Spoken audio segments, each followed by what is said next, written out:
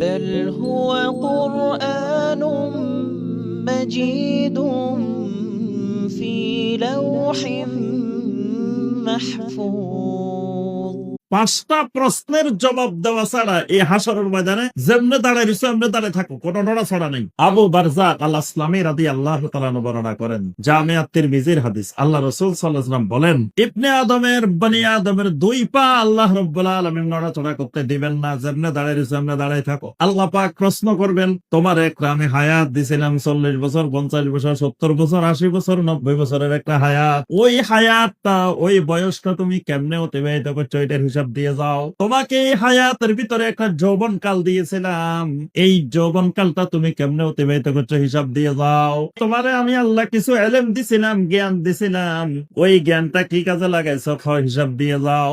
সম্পদ কোথা থেকে উপার্জন করছো, কেমনে উপার্জন করছো হিসাব দিয়ে যাও। সম্পদ কোথায় কোথায় কেমনে কেমনে খরচ করছো এটারও হিসাব দিয়ে যাও।